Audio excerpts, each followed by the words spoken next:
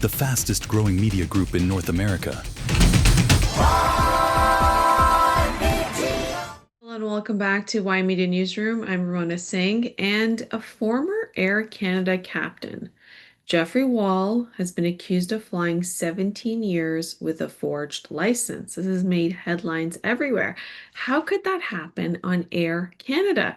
It is the main carrier for Canada. I mean, most flights you'll take, whether it's in Canada or around the world, and long haul international flights are the main carrier is Air Canada. So now a former Air Canada pilot has been charged after allegedly flying more than 900 flights over 17 years using a fraudulent captain's credentials. So this has come to light as this pilot held a commercial license but allegedly lacked required captain certification. So the story raises very serious concerns about credential verification. What is Air Canada doing? Why does it not have its verifications in place?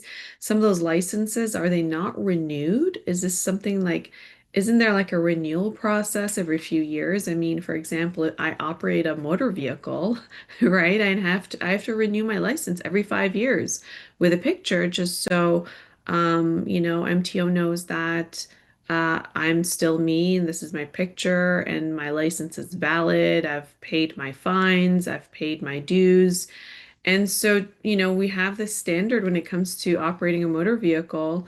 And so I'm very surprised that, this person, Jeffrey Wall, can get away for 17 years undetected, flying over 900 flights, without having his credentials verified, and to just, have this regulatory oversight take place for, almost 2 decades. So while Air Canada says that safety procedures remain in place, well, the issue here is public confidence, really depends on knowing a pilot is qualified, they've been verified, and they're trustworthy. That's why we trust to get on a plane, because we believe that the airline we've purchased a ticket with has, done their due diligence, and that the pilots, are qualified, are licensed, trained. And yeah, so it's very interesting to have this come to light now, that this is what's happening. And interestingly enough, today, Air Canada sent an email out. If you're on their email list as a member of Air Canada with, uh, the airline's premier membership, they sent out a massive sale. And so perhaps it's part of their PR strategy to, to say, yes, we made a mistake. And now this massive sale. And I caught myself looking at the sale to see, oh, what are flights like? Because we know that energy prices are through the roof, and we know flights are expensive right now. It wasn't that long ago where Europe said that it's running out of fuel, when it comes to their planes for the summer months, and there's going to be cancellations and disruptions. So it's interesting to see that Air Canada is pushing, a massive sale out right now after this new news story broke. Now, on to another story. We have, after years of delays and political controversy, the Gordie Howe International Bridge between Windsor and Detroit is now officially going to open. There are still some delays, but it is supposed to be opening very soon. This is a $6.4 billion project, that is very critical, when it comes to a new trade route connecting Canada and the United States. Professor Mark Carney says that the Gordie Howe Bridge opening could be delayed, but he's saying there's no big drama. We know that there's a lot of drama right now with the United States and Canada when it comes to this CUSMA renegotiation review that is in a few weeks. Essentially, just a brief catch up on that is that if the agreement was struck July 1st, 2000, sorry, July 1st, sorry, I apologize. July 1st, 2020. Now in 2026, July 1st, we're reaching the 6-year mark for just a review.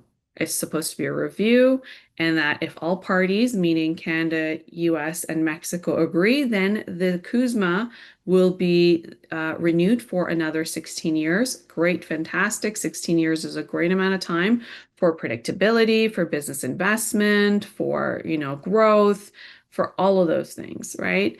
Now, the US is trying to push new items, such as when it comes to the automotive industry, they want to now have 80% as opposed to the 50% mark of US made parts for the automotive industry. They have an issue with, the supply management policies Canada has when it comes to egg, Canadian egg, dairy, and produce. And there's a couple other things that they're really pushing out for. Now you have Prime Minister Mark Carney that's saying, hey, this is just a review. We're not actually going to open up CUSMA and start negotiating, everything. And then on top of that, you have the US saying that they're still going to put tariffs even if CUSMA is renewed. And then if you recall, this all happened after after President Trump put that 25% tariff as soon as he got into office on Canada, then went up to like 50% on certain industries. And then there was a negotiations about to happen. And then you had the Ronald Reagan ad that was played and that was funded and played in United States by Ontario government, and then that stalled the talks. And then you had Prime Minister Mark Carney do his 8-minute video on Canada's, reliance on the United States. It's Canada's weakness. And then we know that the US has been talking to Mexico, has had multiple talks, right? At least over 2 talks about CUSMA review, and yet only one time, and that was last week with Canada on this. So this is very significant, and that's why you have Prime Minister Mark Carney saying that, the Gordie Howe Bridge between Windsor and Detroit is going to open. There's going to be delays, but it's not because of a big drama that the US says no, or, whatever he's referring to in that sense about the United States. So now some of the key facts around this are that the cost is $6.4 billion. It's paid entirely by Canada. So this is not something, even though it's a bridge to the United States, and there you can see in the image that we're showing you, it's 2 flags Canadian, 2 flags American, meaning that's the point where you are in the middle ground of, that waterway where you're crossing the border of Canada to the United States. But this is entirely paid by Canada. And as soon as it's open, after this delay that the Prime Minister just announced, the traffic will begin. This border, Canada-US border, is $3.5 billion in terms of trade every day crosses this border. And it's supposed to ease the congestion on the Ambassador Bridge. And President Trump previously threatened to block its opening. And that is why, Prime Minister Mark Carney is saying that it's delayed. It's not because the president of the United States is blocking it, but it's going to take a little bit longer, but it's going to open. So this is one of the most, important infrastructure projects that Canada has completed in decades. So while the politics of the issue, delayed the conversation when it comes to trade, but essentially, this bridge is a reminder that regardless of tariffs and political tensions between Canada and the United States, it's still 2 countries that remain deeply economically integrated.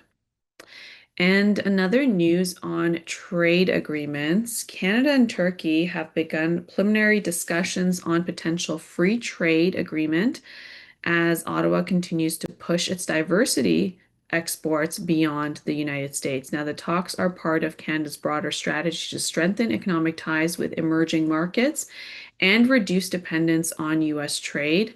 So, the key facts here are that Turkey is one of the world's 20 largest economies and a strategic bridge between Europe, Asia, and the Middle East.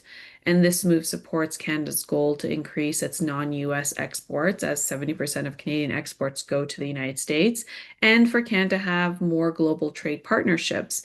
Now, the discussions are still at very early stages, and there's no formal trade agreement that has been announced, but we are watching this as Canada's aggressively expanding its partnerships and its global supply chain distributions. And so, just to be able to get Canadian goods to market for exports will be very interesting to see what this agreement with Turkey will contain.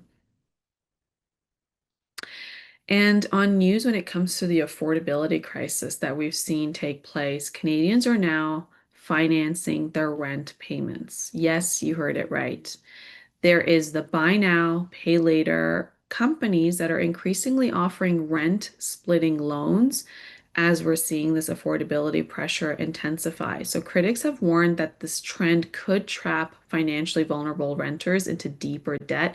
We know when it comes to certain credit cards that have very high interest rates and it keeps you in the loop of, having to make payments, but really it's only covering perhaps the interest and not really paying down the debt. So this is what the critics are talking about when it comes to this now buy now, pay later sort of strategy to be able to pay your rent. And this is a trend that we're seeing take place in Canada, but it's also a situation where Canadians who need to use these types of companies, have no other choice. It's they need to make their rent on time, they need to, have a roof over their head.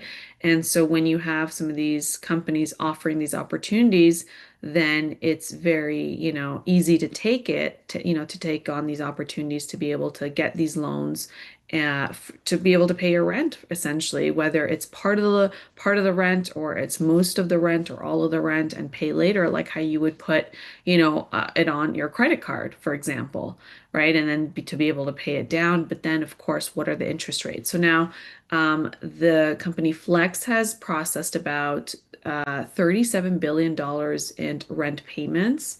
And so this is, it's a very high amount, $37 billion in rent payments. This serves roughly 1.5 million monthly users that so between 1.5 million monthly users and that processing amount in terms of revenue it's created is about $37 billion. And its similar services are now, available in Canada because it first started in the United States. The company's called Flex, and now it's, come onto, north of the border and offering this solution to Canadians. So, where you have credit and mortgage delinquencies that are rising in Canada, this is becoming a solution. So, when people start financing their rent payments, it signals a deeper affordability problem that, you have the numbers that Canada is in a technical recession, and now you have these staggering numbers on not being able to pay your rent and having to take out these loans. So, this shows that the critical state that Canada's in. Now, these products like Flex may provide flexibility, but they also highlight how many households are struggling to keep up with basic costs of living. And on Tuesday, it was a massive night for primaries in the United States. We know we have the midterm elections for the United States at the end of this year in November. So we're watching what's happening in the United States and what's taking place in all the states that we're watching. So yesterday, on another Tuesday primary night, Maine Senate primary took place, and interestingly enough, scandal-plagued populist wins. This was the headline. Scandal-plagued populist wins Maine primaries, setting up the Senate showdown with Susan Collins. We saw this headlines take place. So what's behind that headline? Well, you have Democrat Graham Planter. He is a Maine veteran and an oyster farmer. He has won Maine's Democratic Senate primary despite months of controversy surrounding his past conduct, his online posts, and his personal history. So when you go into politics, essentially, they do a deep dive on you, right? The media has the ability to essentially and has the right to kind of do a deep dive and to know what is your history on social media, what do you post. And so there's been lots of controversy of what's been dug up on Graham Planter. Now, his victory sets up one of the most important Senate races in the 2026 midterms against long-term Republican Senator Susan Collins. Maine is viewed as one of Democrats' best opportunities to flip a Republican-held Senate seat. And so Planter won the Democratic nomination with a wide margin of the vote. He defeated a field that included Maine Governor Janet Mills, who had suspended her campaign earlier but remained on the ballot still. And then you have Planter's campaign survived controversies after controversies that were in the media involving the past, social media post, his controversial tattoo, and allegations regarding past relationships. National Democrats quickly rallied behind him after the primary victory, and the race against Collins could determine a huge thing when it comes to the control of the U.S. Senate. Why does this matter? Well, you have Maine as one of the few realistic Senate pickup seats and opportunities for the Democratic Party in the 2026 midterms. The Democrats hope to regain Senate control, and defeating Collins is widely viewed as essential to be able to do that. At the same time, you have the Republicans that believe that Plantner's controversies could make him vulnerable in a general election, and they will use it against him. But realistically, these results show that, much about the voters' frustration when it's about, this new candidate, Plattner, because it's showing that many Democratic voters appear willing to overlook personal controversies if they believe a candidate can challenge a political establishment and defeat a long-serving incumbent. So now the bigger question is going to be whether the calculation works in a statewide election where you have this take place, in a general election situation and not just a primary. Collins has survived difficult races before and remains one of the strongest Republican incumbents in the US. And so, what are the stats? Plattner captured roughly 72% of the Democratic primary vote. Collins is seeking a sixth Senate term, and Maine is considered one of the major battlegrounds and competitive races for Senate in the midterms in November of this year. And when it comes to California, well, you have Republican Steve Hilton. He has advanced to California's general elections for governor and will face Democrat Xavier Becerra in November's midterm elections. Now, if Hilton is elected, he would become California's first Republican statewide winner since former Governor Arnold Schwarzenegger, if you recall him. And so the facts here are that California remains one of the most Democratic leaning states in the United States. In some of their Congress races, you have actually a Democrat running against another Democrat because just Republicans just don't make it on the ballot. Now, so no Republican has won statewide office in California since Arnold Schwarzenegger's governorship. So while Democrats remain, favored in California, you have Hilton's advancements. It's showing that maybe the Republicans will have a visible platform to challenge Democratic policies on housing affordability, crime, homelessness, taxes, and cost of living in California. So it'll be very interesting to see. I mean, the race is less about whether a Republican can actually immediately flip a seat in California that is very heavily Democratic led, but it's also showing that these things are becoming competitive. The conversations are shifting in California. So it'll be interesting to see how the voter turnout will be in the general election in November.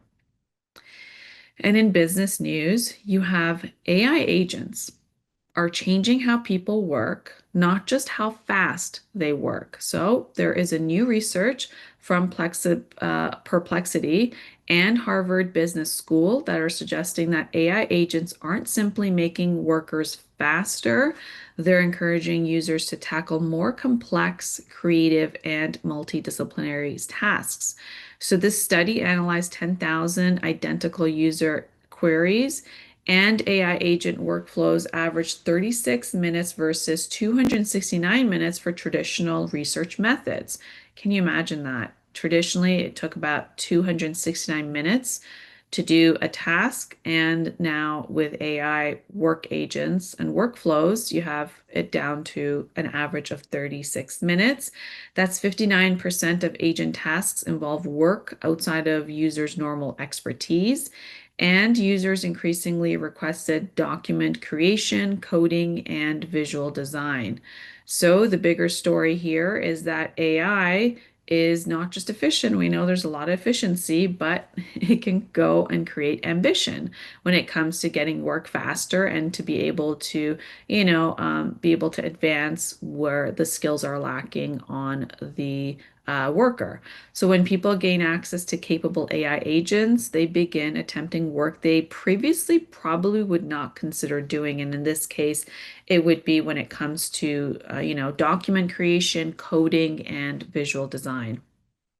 And China's making headlines again when it comes to AI as China launches their $295 billion AI infrastructure plan to challenge US AI dominance. So China is preparing a massive 5-year strategy to build AI data centers nationwide while sourcing 80% of technology from domestic suppliers such as Huawei. So this is a $295 billion investment plan. It's a 5-year rollout, 80% of domestic technology requirements, and it's to reduce the reliance on NVIDIA, which is a US company, and foreign suppliers. So this isn't just an AI story, it's a geopolitical story. China and the United States are the biggest separate technology ecosystems, and the competition increasingly resembles what is a technological Cold War between the two countries. And we're also seeing AI in agriculture. A Japanese farmer uses ChatGPT to build his own digital farming empire, if you can imagine. He's self-taught farmer in Japan. He's used ChatGPT and OpenAI's Codex to create greenhouse automation systems, crop monitoring tools, disease detection software, and operational management systems, right? So he operates roughly 100 hectares. He uses satellite imagery for crop analysis and has built greenhouse automation through AI coding, creating a custom farm management tools without a software team. Can you imagine doing all this? This is a one person operation. And so this shows obviously the efficiency, and back to what that study was showing, that people who use AI are able to have efficiency and use, be able to, attempt at tasks that they wouldn't outside of AI, because they would believe they have to go to traditional schooling and figure out the tools and the know-hows and the fast track of AI, what it's showing. And in this case, it's ChatGPT. This is one of the most important AI stories, I believe, when you see that it's just one person who's able to do that. It's showing that the future isn't just a giant corporation using AI. In this farmer story, it's showing that an ordinary person can gain capabilities that once required massive teams of engineers and to contract them and pay them sums of money to be able to create this, and the timeline and all of that. So it's remarkable how fast things are moving. And something that perhaps other, destinations should take a note of is what New York has done. New York now requires disclosure of AI generated actors in an advertisement. So New York has become the first US state to require advertisers to disclose when actors appearing in an ad are AI generated, right? This is important because if the ad is about, how you can get better health, for example, or if you use this product, you'll feel better, you'll look better, you'll age better, whatever the claim of the ad is behind the product or the service.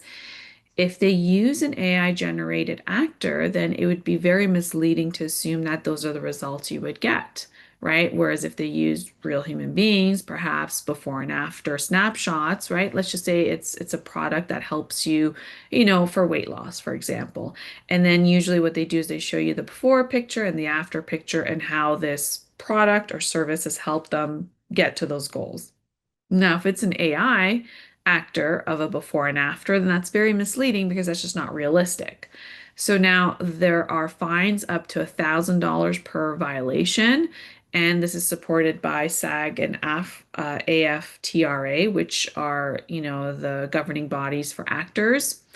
And this is the first law of its kind in the United States, and hopefully we'll see that take place in other states as well, and something that Canada should also consider.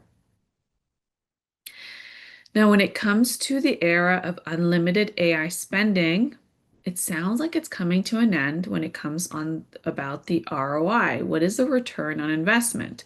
So, after encouraging employees to use AI for everything, many companies are now imposing usage limits and AI budgets as a costs are surging for when it comes to AI tools. I mean, can you imagine you have just like how, streaming services, you have streaming services for this product, for that platform. Same thing is happening with AI now, AI platforms. So now executives are increasingly demanding proof that AI investments are generating measurable returns. So some companies are shifting from unlimited AI access to usage-based budgets, risking token costs, forcing spending reviews. Yeah, I mean, if you use some of these um, uh, hold on. If you use some of these, tools for AI for when it comes to, let's just say, editing software, and then you get a subscription that gives you an X amount of tokens. Tokens could be amount of dollars that you pay to have tokens to use for the service. And sometimes it could add up because once when you don't get the results and then you need to do some more tweaks, some more AI tweaks, some more AI editing. That means you can either top up beyond your monthly usage amount. Let's say you have a plan and then you could add additional dollars to do it. So can you imagine, companies allowed a certain budget before to make people more efficient at their work. But now they're wondering when they're having staggering, bills on AI software, that what is the ROI? Has it made those employees more efficient? What is the turnaround time?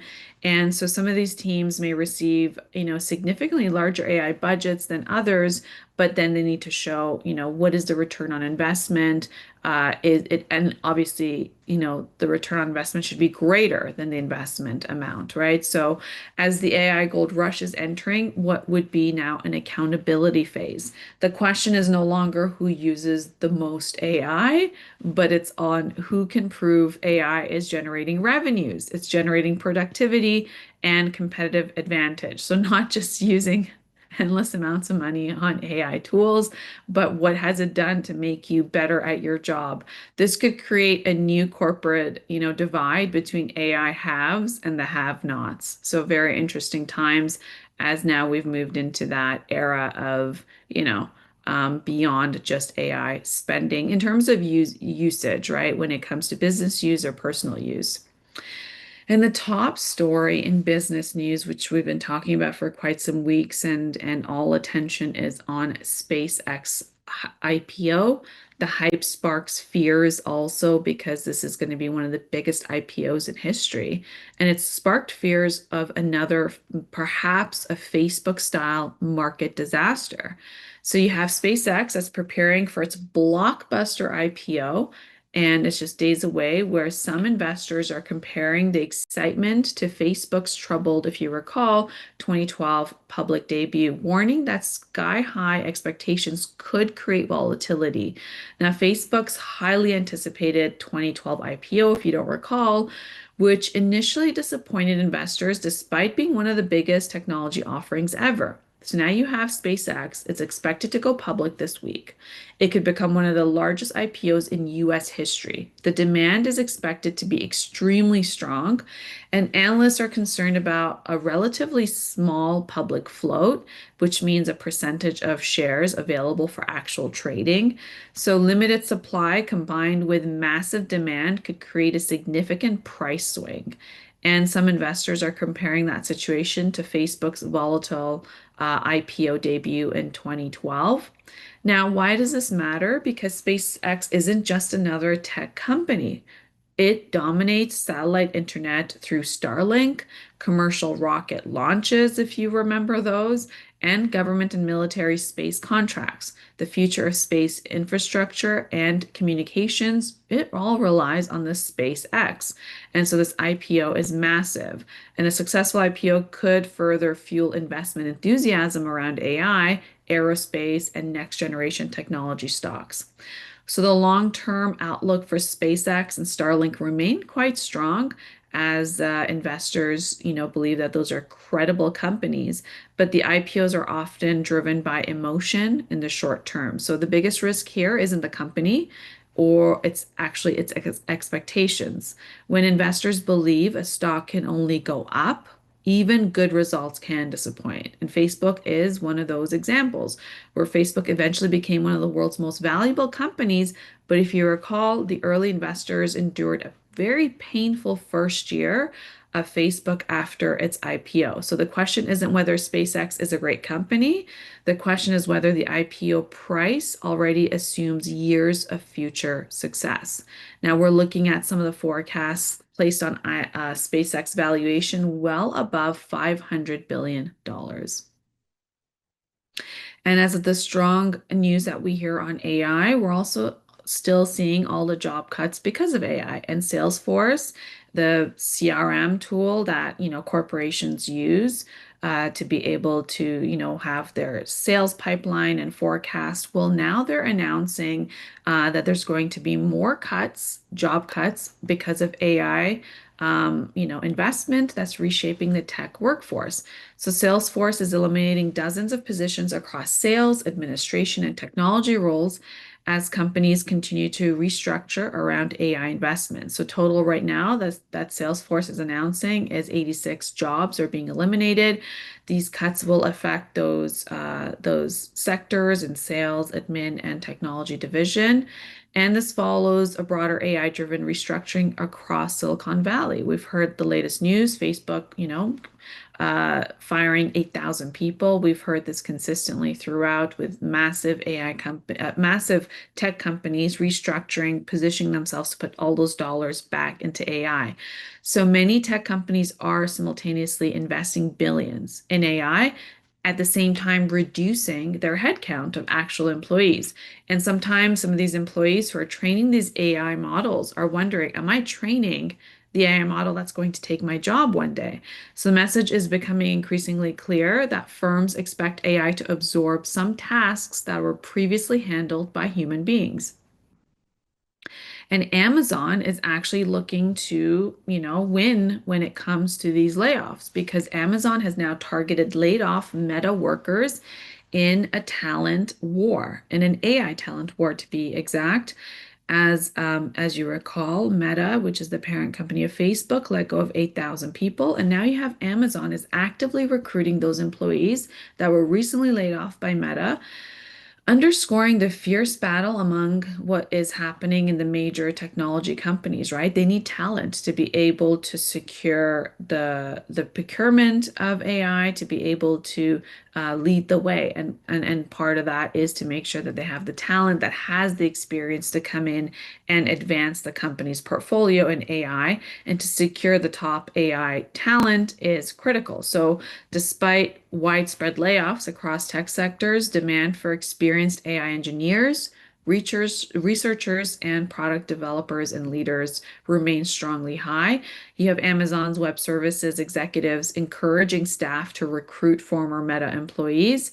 And this is massive right now because the AI race is no longer just about technology, it's about people as well. People creating the technology and people getting replaced by the technology. And that is so far the trend that we're seeing. So these companies that attract the best AI talent may gain significant advantages in developing next generation products and AI agents, cloud services, and automation platforms, right? So there is a contradiction in what is striking here, right? You have tech companies that are laying off thousands of workers while simultaneously fighting over relatively a small pool of elite AI talent. This is suggesting that the job market is increasingly splitting into two realities, right? One where you have routine roles face pressures for automation and cost cutting, and another where specialized AI expertise command premium salaries and intense competition. So in this case, when it comes to Amazon's web services, the executives are actively recruiting Meta staff. And when it comes to a massive IPO of a Canadian company, Apotex, if you've heard of them, well, they are going to boost an IPO of $1.3 billion as investors' demand surges. This is Canada's largest pharmaceutical manufacturer, has increased the size of its public offering after strong investment interest. So the IPO increased to $1.3 billion. It is the largest Canadian IPO in years, and strong institutional demand reports. And Apotex produces a significant share of Canada's generic medication. As of recent, they have announced a generic GLP-1 drug that's going to hit the market. So this is very significant when it comes to investors and what it means for Canadian companies that are now going to be, this is one of the biggest IPOs in years for a Canadian company. That's all the time we have for today's Y Media Newsroom. I'm Ramona Singh. Until tomorrow, take care and be well.